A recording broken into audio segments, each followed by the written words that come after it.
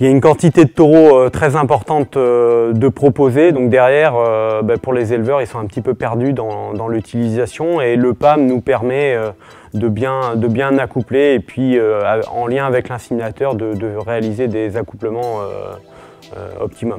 Les critères sur lesquels on travaille régulièrement ont été tout à fait satisfaisants. Ça nous a permis d'utiliser beaucoup plus de taureaux pour faire nos accouplements, en nous servant également des outils qu'on a mis en place pour pouvoir gérer beaucoup plus que ce qu'on était capable de faire de tête. La sélection génomique est une nouvelle technologie formidable. Après, chaque éleveur doit s'approprier cette nouvelle technologie suivant ses objectifs et suivant ses orientations pour son troupeau. Aujourd'hui, il y a une multitude de solutions. À nous, inséminateurs et techniciens, orienter au mieux les éleveurs pour qu'ils s'y retrouvent suivant leurs critères de sélection et leurs objectifs de sélection pour leur élevage. La génomique a aussi permis d'élaborer un catalogue extrêmement large en choix de taureaux, très large au niveau de la gamme premium. La mise en place de la gamme PAC qui a été un des grands intérêts de l'arrivée de la génomique. Et grâce à l'outil d'accouplement ou PAM, on peut utiliser facilement dans les accouplements tous les taureaux, y compris les taureaux génomiques bien sûr.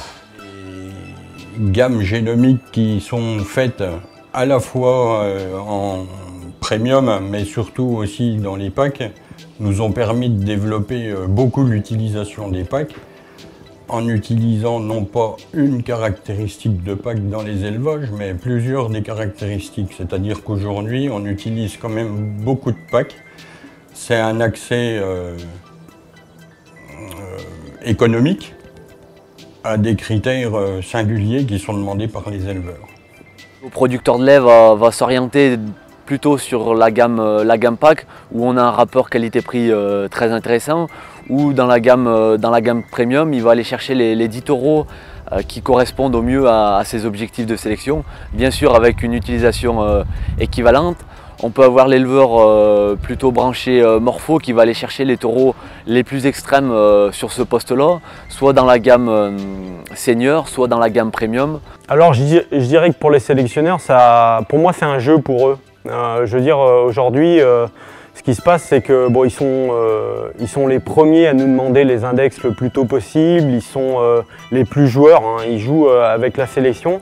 C'est ceux aussi qui prennent le plus de risques dans les accouplements, ils cherchent à se démarquer, à utiliser différents taureaux, celui que personne n'a utilisé, pour essayer de créer quelque chose de différent. Là, le gros changement pour eux, ça a été le choix dans les collectes. Je veux dire, entre 3 pleines sœurs par exemple, dans l'ancien système on cherchait que le phénotype et on collectait la meilleure. Aujourd'hui, grâce à la génomique, on collecte celle qui transmet le plus de potentiel génétique. Donc pour eux, c'est un jeu aujourd'hui, et puis c'est une sûreté dans les accouplements et dans les collectes à faire.